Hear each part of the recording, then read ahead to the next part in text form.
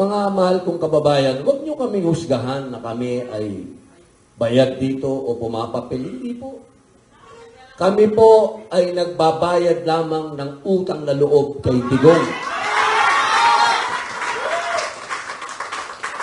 Dahil noong mga panahon na yun, napakasarap maging Pilipino.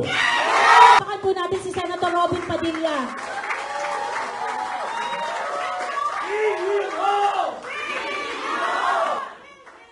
Yung maraming nagsasabi na talagang yung love story ni PRRD at saka ni Senator Robin talagang madugo, talagang very true. Pero iba pagka nakita mo in action eh. So thank you for showing that to us, sir. Maraming salamat po. PRRD inspired so many Filipinos to be the best they can be. We were so very proud having him as a president, and we were walking in the international abroad. We were walking abroad. Pag nasa ibang bansa tayo, taas noo tayong maglakad na Pilipino tayo dahil ang leader natin si PRRD. Binigyan niya tayo ng dignidad, binigyan niya tayo ng binigyan niya tayo ng angas, something to be very proud of bilang Pinoy, na kaya pala nating mag-excel, kaya pala nating ayusin yung bayan natin. And that is why we thought that this signature campaign is very, very important because it's a declaration of the Filipino people not to take anything less than what we receive. The standard of public service that we receive from PRRD. They are going to say a lot of things about PRRD. Pero iba yung naramdaman nating serbisyo nun. At hindi ito madideny ng kahit sino. Kahit yung mga galit na galit kay PRRD, nag-benefit kayo sa uri ng liderato na meron siya. And so, si PRRD lang yung presidente na nag-isip ng kapakanan ng nakakarami, no? Binalik ni PRRD yung lansangan para sa ordinaryong tao. In-acknowledge ni PRRD ang mga pasakit ng isang ordinaryong Pilipino, ang mga problema ng commuters, ang problema ng mga nanay, ang problema ng mga tatay sa taas ng bilihin, ang problema ng mga nanay sa mga safety ng mga anak nila. PRRD was able to impact the lives of ordinary Filipino. And for the first time, we realized that pwede pala yung leader natin isipin yung kapakanan natin and really do something about it. And time and again, sa administrasyon ni PRRD, nakita natin yan.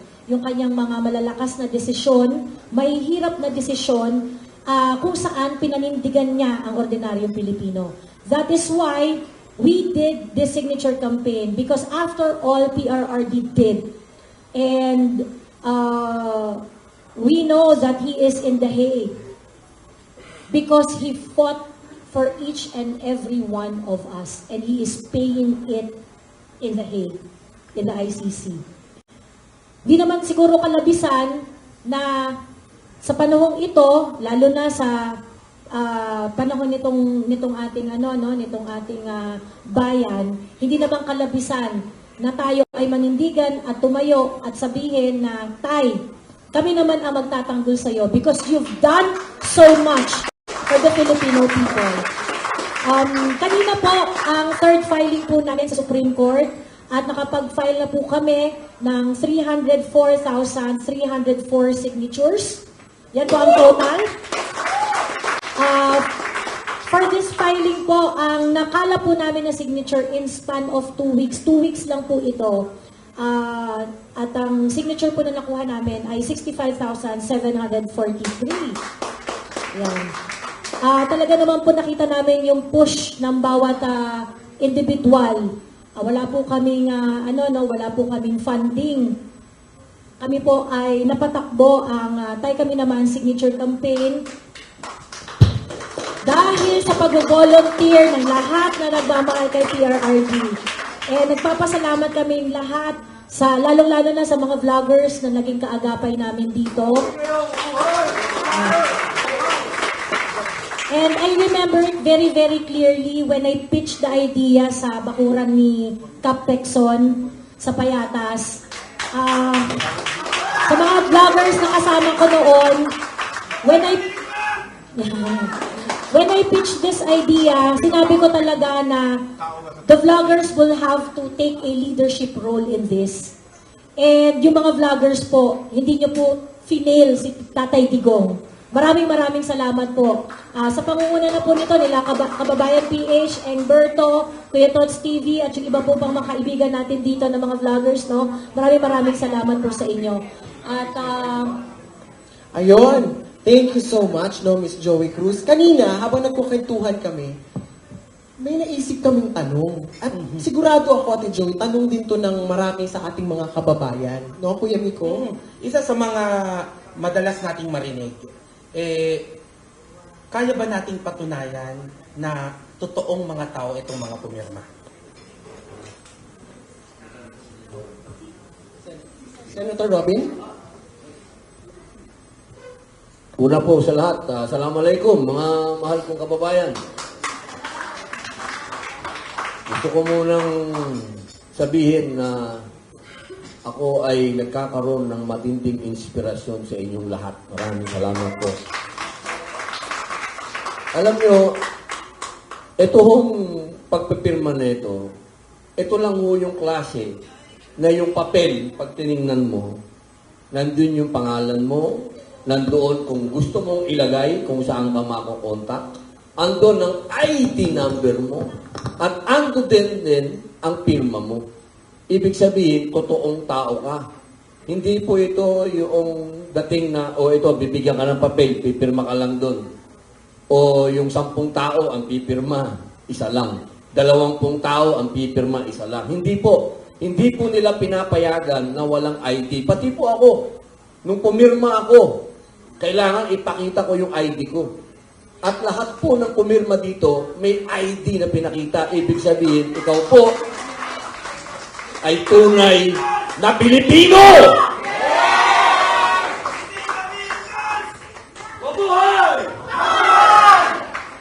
Alright, tama yan. Marami sa ating mga kababayan, no, Kuya Miko, nagpirma sila at pinadala pa nila sa atin with trusting us their information. Kaya yun. At hindi lang yun, maliban sa kita yung pirma, may mga videos na nagpapatunay ng mga pirma ng mga taong yan. Tama yan, no? Picture. Walang binayaran dyan, Kuya Miko. Actually, abonado pa tayo. Kanya-kanyang pamasahe, kanya-kanyang effort, kanya-kanyang pagod, at kanya-kanyang pamamaraan. Para kay PRRD. Correct. Aha. Tama yun. Pero may tanong po ako, at sigurado rin naman ako, marami rin nagtatanong nito, Miss Joey Cruz. Ang tanong nila, ano ang ine-expect na mangyari after filing sa Supreme Court? well, ang ina-expect natin, no, to convince the Supreme Court na mag-decide na, of course, syempre tayo, dahil mahal natin si PRRD, gusto natin yung decision na pabor sa atin. 'Di ba? But it's really up to the Supreme Court kung anumang way yung magiging decision nila, kung pabor sa atin, kung hindi pabor sa atin. What is important is that this resolution is something that the Supreme Court owes to the Filipino people. So, kailangan na nating malaman, ano ba yung ginawa ba kay PRRD, illegal o legal? Pero sa mata natin, of course, dahil marami tayong mga nakita at napatunayan ng mga bagay na hindi sinunod na naaayon sa ating batas, urgent yung pagdesisyon at pag-resolve nung kung ano yung talagang legal na estado na pagpapadala kay PRRD sa The Hague. After this filing, we want the Supreme Court to resolve this as soon as possible. Additional questions are going to prop up later and we're going to deal with it as it comes. At this point, ang gusto nating mangyari is for the Supreme Court to not look away and listen to the voices of the people. Kanina nga, dala-dala namin yung mga signature, no, gamit yung maleta. Binitbit ni Ma'am Tin, ni Tita Nene, yung maleta kasi ang dami ang bigat niya talaga na kailangan namin ng trolley. But of course, itong maleta na to, at nung pinasa niya nga ito ni Senator Robin papasok ng Supreme Court, ito ay, ang laman niya ay boses ng tao, hindi pera.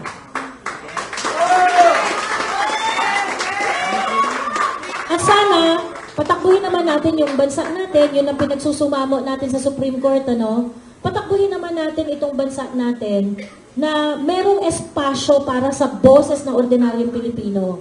We really want them to act on the signature, on the habeas corpus cases and resolve it once and for all.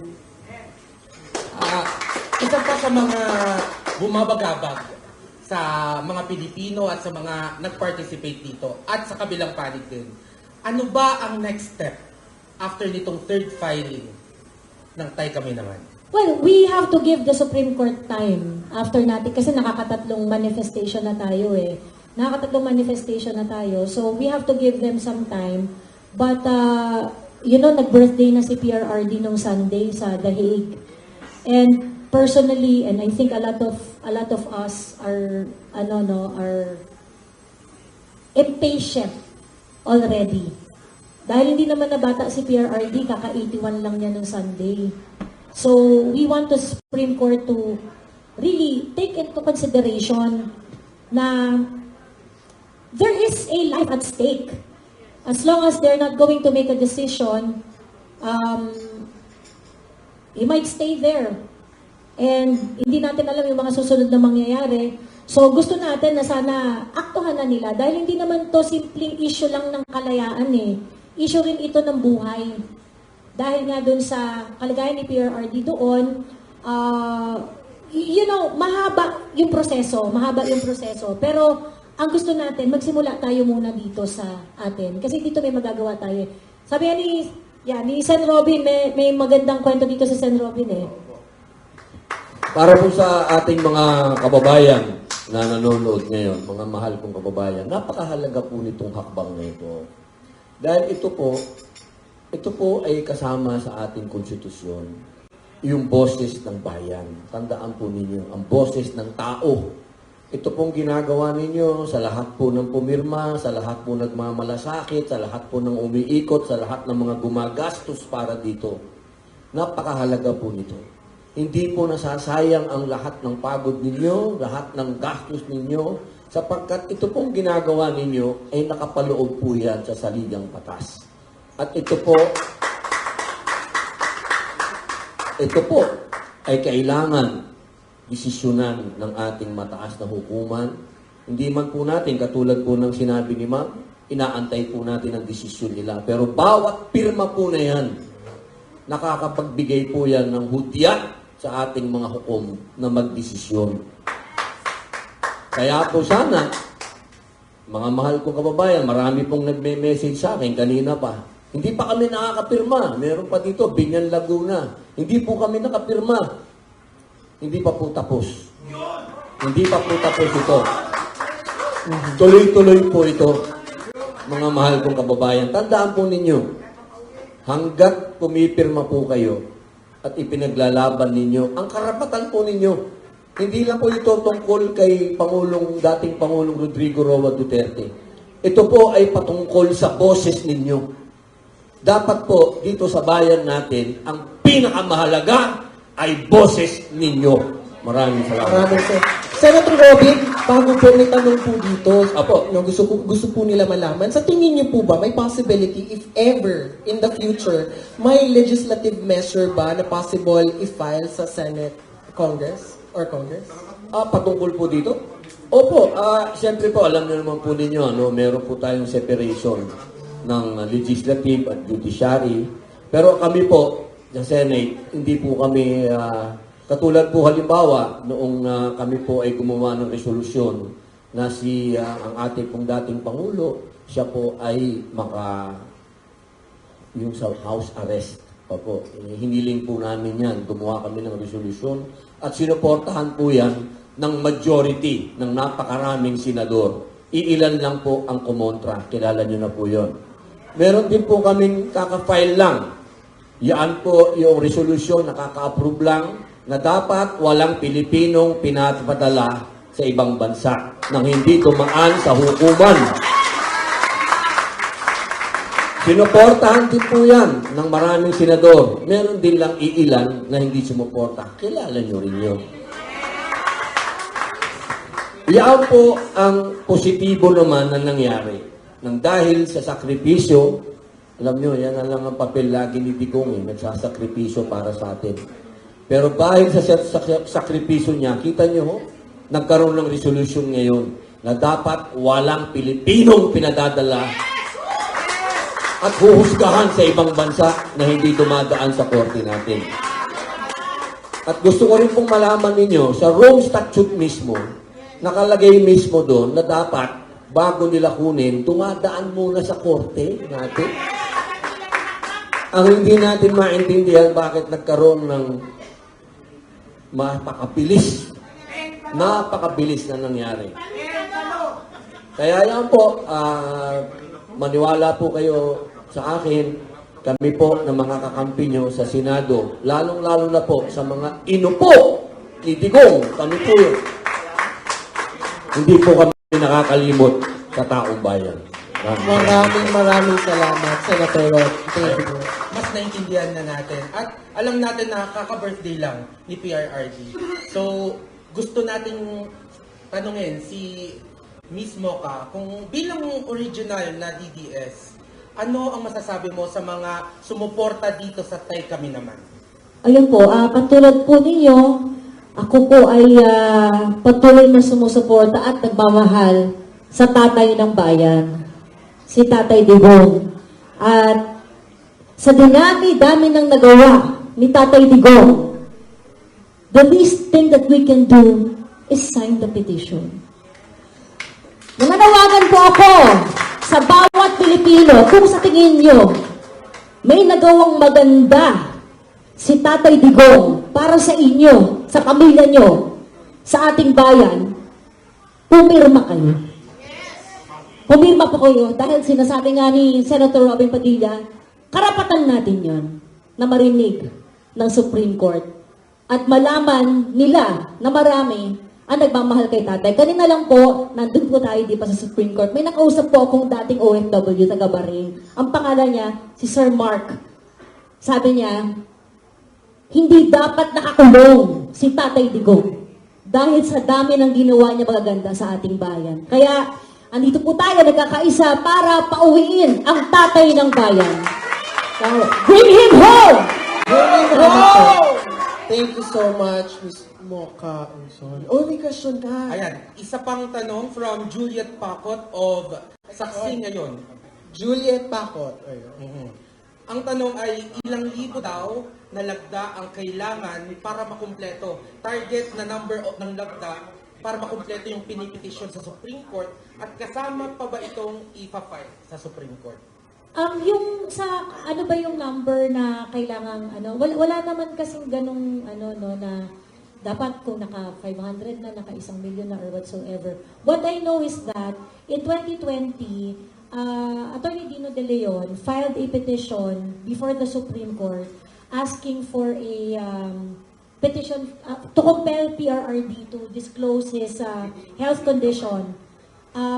That petition, sa gitna ng pandemya, gusto nila na bigyan ng prioridad ng Korte Suprema yung petition na yon, yung kanilang request for writ of mandamus, ayan, if I remember it correctly.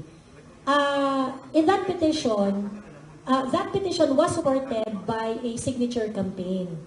So, syempre, medyo na to, no, kabilang parlor ito na aksyon, ganyan. And they according to the civic group na nagsuporta doon sa petition na yon, si Attorney Dino at 10 ng mga tao na ordinaryo ay gustong malaman ang health condition ni PRRD at kinocompel siya na i-disclose ito sa sambayan ng Pilipino. So that's why there was a certain number of signatures collected for that purpose.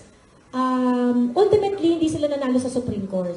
But the prayer was that for the petition to be given due course. Nag-decide ba ang Supreme Court? Yes, nag-decide ang Supreme Court. And that's what we wanted. That's 11,000 signatures. That's 11,000 signatures. And what we have is 304,304 signatures. So, we do not know what is enough. But if we keep on, dropping signatures to them, telling them that we are all waiting and we are getting impatient, they owe it to they owe it to us. Whether they agree with us or not, it doesn't matter.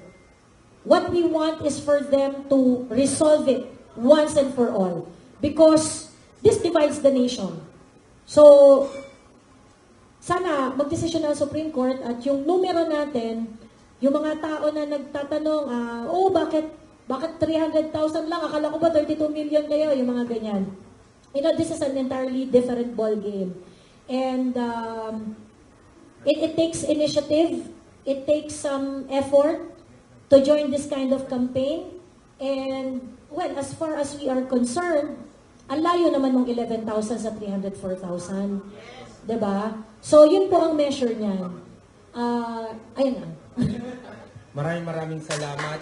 At bilang panghuli, inaanyayahan namin kayong lahat para panoorin ang isang video presentation. Pero bago ang lahat ng yan, Kuya Miko, kakausapin ko muna ang ating mga kapatid, mga kababayan, mga kaibigan natin. In 1 to 2 minutes po, mga ma'am and sir. 1 to 2, very short lang po. In your own way, ano ang naging ambag ng inyong sektor, grupo, or ikaw sa laban na ito? 1 to 2 minutes.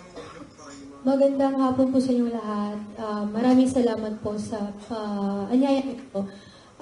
At first, di ba, nung sinimulan niyo yung Tay Kami Naman sa campaign, is nag-uusap-usap kami sa House of Hope kasama sila Ate Joanne. As we all know, House of Hope Foundation is isa sa mga sinusuportahan ni PRRD na Cancer Institute, wherein lahat ng mga cancer patient kids may tinutuluyan, may ginagawa kami program with them since hindi na mapapatuloy ni PR kasi nasa Hague. So pinagpatuloy namin yon. And realizing that, meron kasi akong mga trips, supposed to be a vacation for me kasi nga work-life balance, ganyan. So iniisip ko, I want to make this trip na memorable for me and fruitful siya, na hindi lang siya basta-basta trip because I know that mababalikan ko naman siya anytime. And as we all know that Boracay, ni-rehabilitate ni PRRD yan before. That's why when I was there in Boracay, I made sure na makakakuha ako ng signatures doon mismo sa galing sa mga tao na taga doon talaga sa isla. And I even had the tattoo across my heart, across my chest.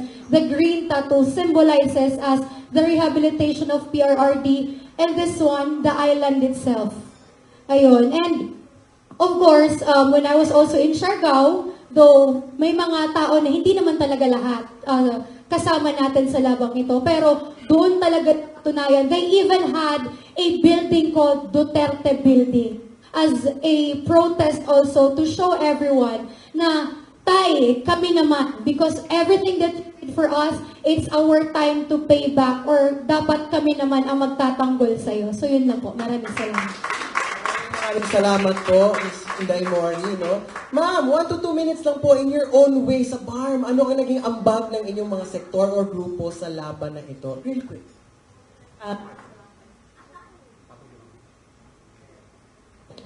Assalamualaikum warahmatullahi ta'ala wabarakatuh. Mapya malulom, ang ibig sabihin, magandang hapon.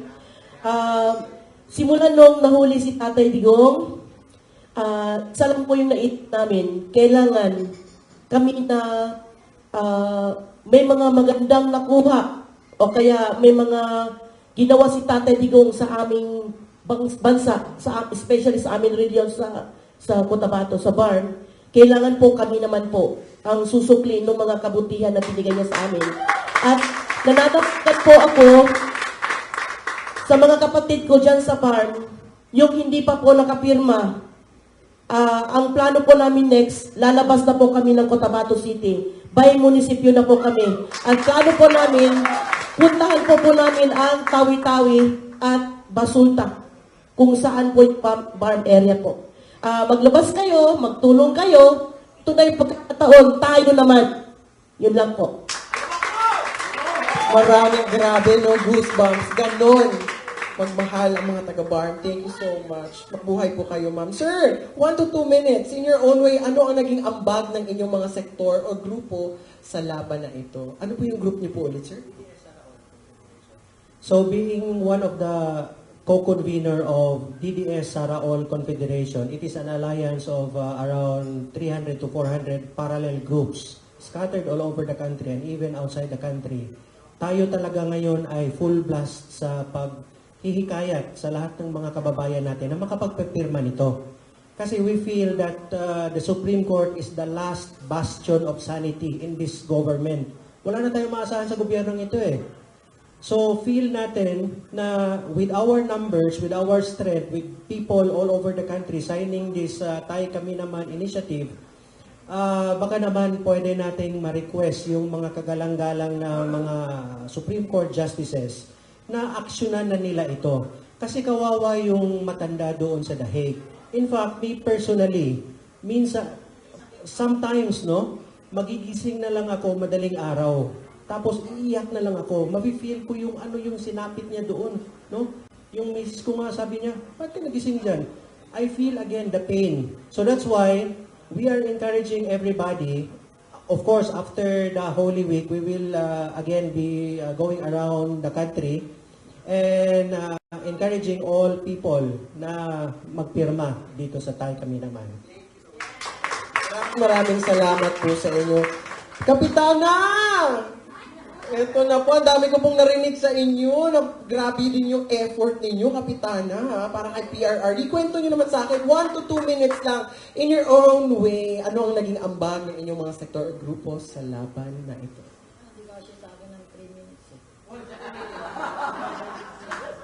Hello! Unang-una, gusto ko magpasalamat sa lahat ng mga nandito sa room na ito. Lalo-lalo na yung mga vloggers kasi kung wala sila, hindi mapapalawak yung signature campaign. Hindi ko na kailangan isa-isa yung pero kilala ko kayo. Kaya ko nasasabi to dahil ibig sabihin may kasamang puso kasi. Nung kasing nakulong si PRRD, March 11, may nag-imbita sa akin. May, ano ba na yun? Yung nag-sponsor. Pupunta ko doon sa Cebu, sa Simala Church. Hindi ko malilimutan yun kasi binidyo ko eh. Ang prayer ko doon, siguro pagpipila ka bago ka makarating doon kay Mama Mary, siguro 1 kilometro, dala natin tao dahil araw noon eh, April 21, linggo ng pagkabuhay. Ang tangi kong hiniling doon kay Mama Mary is magkaroon ng peace ang buong Pilipinas dahil nahuli na nun si PRRD at iuwi niya si PRRD na buhay dito sa bansang Pilipinas. And then, after nun, na-meet ko si Placido noong September 15 pala, na-meet ko. And then, magkakaroon pala kami ng rally. Sabi ko, ano magagawa ko dyan? Eh, matanda na ako, 70 years na ako, sabi ko. Pero hindi ko hinindian yung sa akin, yung request. Rally lang pala, ganun-ganon. Hindi lang naman yung personal mo, yung katawan mo ang kailangan eh. Kung ano yung magagawa mo, yung panahon mo, yung talent mo. So, grinab ko yun. Kaya, ang inyong lingkod, kasama nila Placido, yung pag-start nung September 13, 15, nung nag-resign yan si Martin Romualdez sa Batasang Pambansa. Nung September 21, nung October 12, nung November 16, November 17, November 18. Ibig sabihin, kailangan i-explain ko. Hindi, katapos ako may mag-rally, andun pa rin, hindi pa rin nagre-resign si Bangag. Di ba? Ngayon, ibig sabihin, napag-usapan namin na nung nagkaroon ng press conference so October 30, napag-usapan namin na magkaroon ng signature campaign. Kaya nagpapasalamat ako kay Ma'am Joey, sila yung architect, dahil sa aking lugar, hindi launch ang signature campaign noong December 15. Kaya, medyo nag-apura ka na, pero konti na lang, di ba? Konti na lang. Okay lang. Kasi yung paras nandiyan naman yun eh. Ibig sabihin, noong December 15, nilaunch yung signature campaign sa Luzon. sa lugar ko, Milon, sa Morning Star Hills Academy, Barangay Payatas, City. Napakahirap ang mag-umpisa. Pero kinayanan namin yun. Hindi kami nag-negative finger. Namin. Kaya, ibig sabihin, with that, nagpapasalamat ako sa mga hindi nagsasawa. Ulit-ulit ko si Placido Osopo. Pinuso siya eh. Diba? Magmula nung December 15, pinagamit ko sa kanila yung bangko hanggang ngayon. Diba? So, ibig sabihin, with that, kaya ako nagpapasalamat at tuwan-tuwa dahil iilan lang kami noon eh. Diba? Pero ngayon, napakarami na. Kaya maraming salamat. Iuwi na si PRRD mula sa Dahig. Maraming salamat po. Ayun. Kaya eto, tita, pasensya na po. Pero salamat po 1 to 2 minutes lang real quick. Ano po ang naging ambag ninyo sa sektor niyo grupo para laban? Sumama. Salamat. Magandang hapon sa ating lahat. Ako ay taga-Tacloban. Sa lugar ni Tambaloslos. Pero maraming organization doon na nag-volunteer talaga. Alam ni Sir Wendell, nag-volunteer para mag-signature campaign. Pasikreto pa. Dahil binabantayan. Tapos, pero patuloy pa rin. Ngayon na ipagpapatuloy, at sinabi ni Senator Robin, talagang ibubuhos na talaga natin ito. Itong last. Bring him home!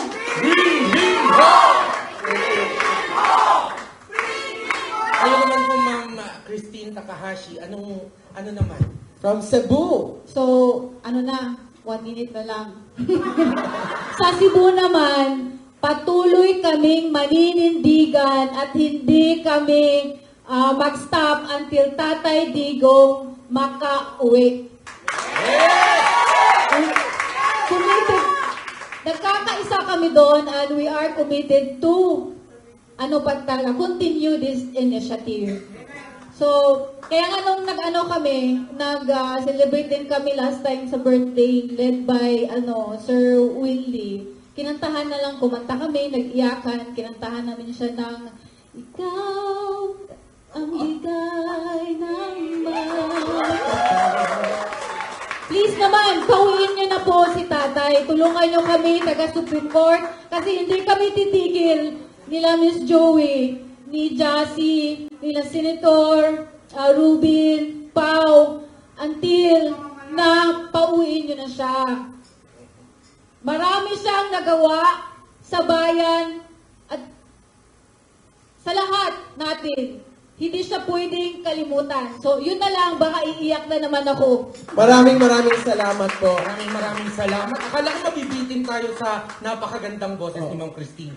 Pero dahil sa nangyayari, alam ko limited yung oras natin, Pao. Pero dahil sa nangyayaring press con na to, ay ang daming mga nanonood, ang grabe daw ang tanong. At ang tanong nila, kasi na-encourage sila sa mga ginawang kontribusyon, marami pa daw ang gustong sumali. So ang tanong, paano pa daw sila makakasali dito sa Tay Kami Naman signature campaign? Madam Joey.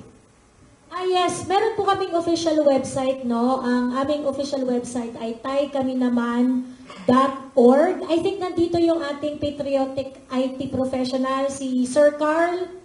Sir Carl, tayo ka naman dyan. Paramdam ka. Ayun! Bakan po natin!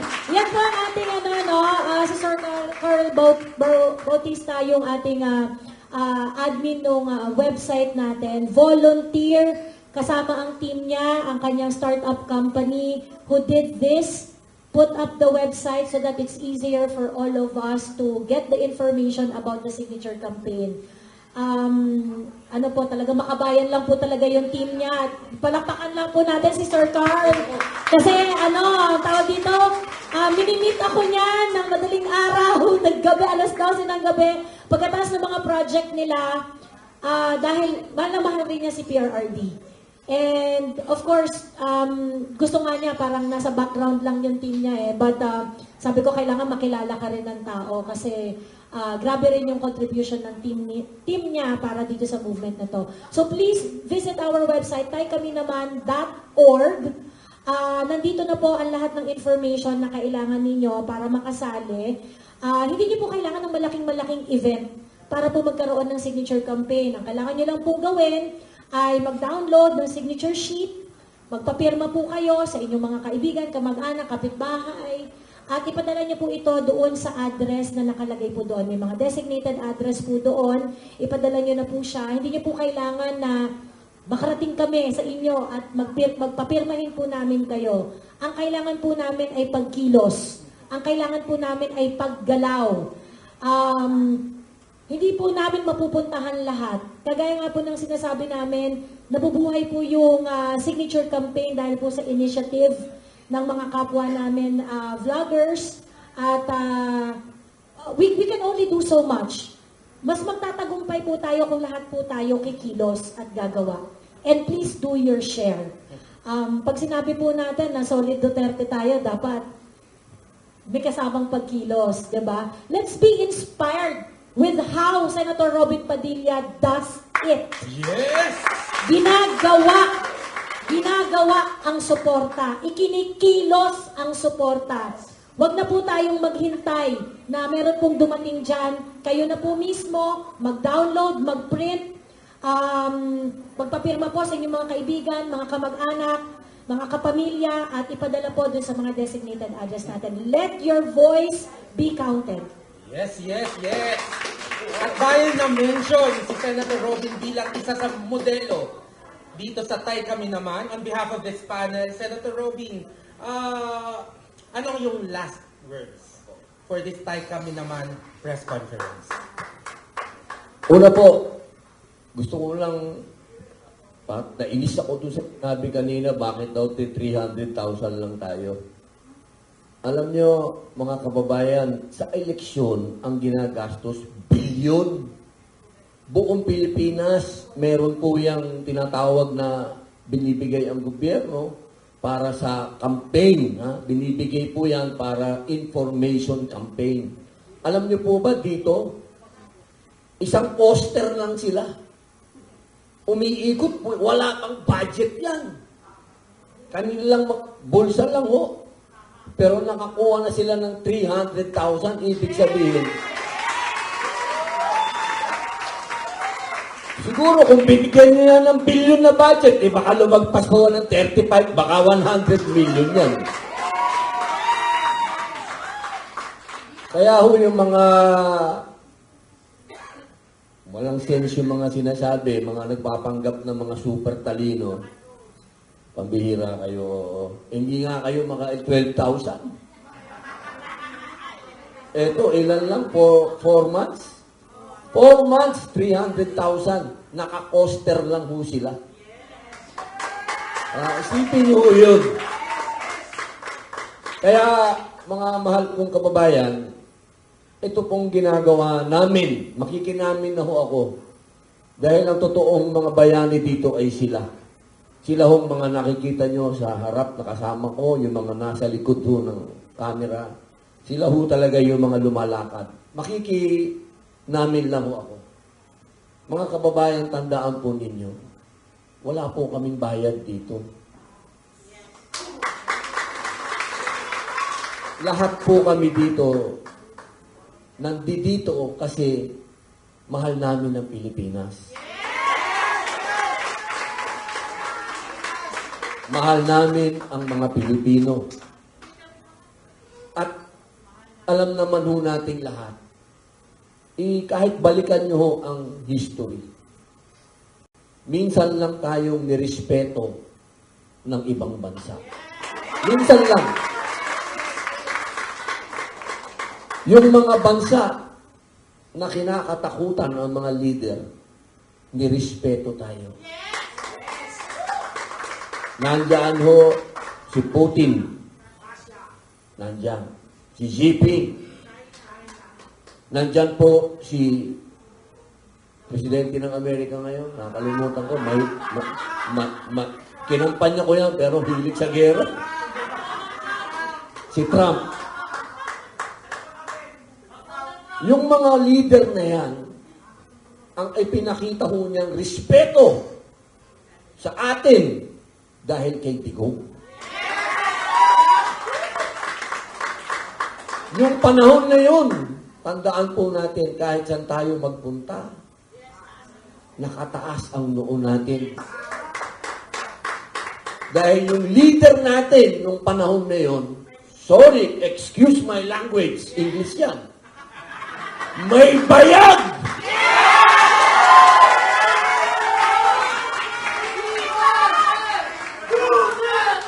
Duterte! Duterte! Duterte! Kaya po, mga mahal kong kababayan, huwag niyo kaming husgahan na kami ay bayad dito o pumapapil. Hindi po. Kami po ay nagbabayad lamang ng utang na loob kay Digong. Dahil noong mga panahon na yun, napakasarap maging Pilipino.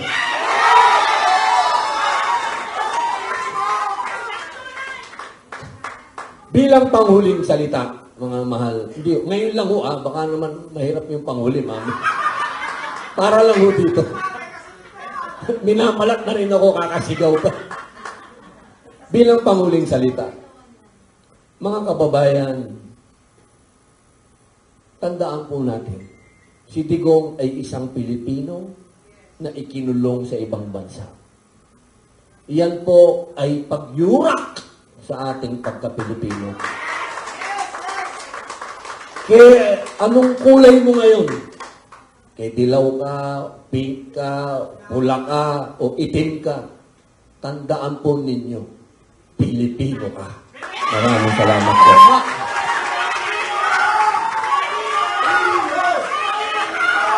Bring him home! Bring him home! Bring him home! Bring him home! Grabe, wala nang mas gaganda pang panghuling salita para sa press con na to. Maraming salamat po sa inyong lahat. At sa lahat ng mga nagpakita at nagsalaysay ng kanilang kontribusyon. At gusto ko rin pasalamatan, Kuya Miko, lahat ng mga kababayan naming nanonood na nagbigay ng oras at suporta kay former President Rodrigo Roa Duterte. Tatanawin po namin ito. Malaking utang na loob. At para sa... Tay! Kami naman! Tay! Kami naman! Kaya bago ang lahat, bago tayo magtapos, Kuya Miko, Inaanyayahan po namin kayo, Luzon, Visayas, Mindanao at lahat ng Pilipino sa ibang bansa, panoorin natin ang naging journey ng Tay Kami Naman. At muli sabihin natin, Tay! Kami naman!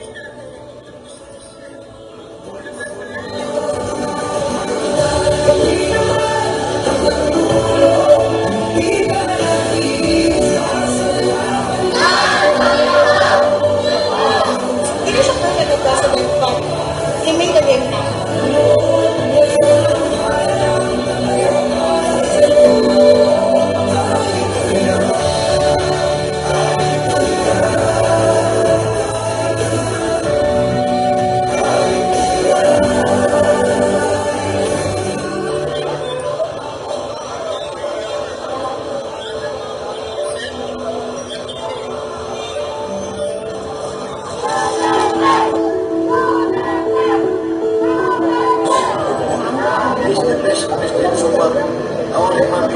And then just,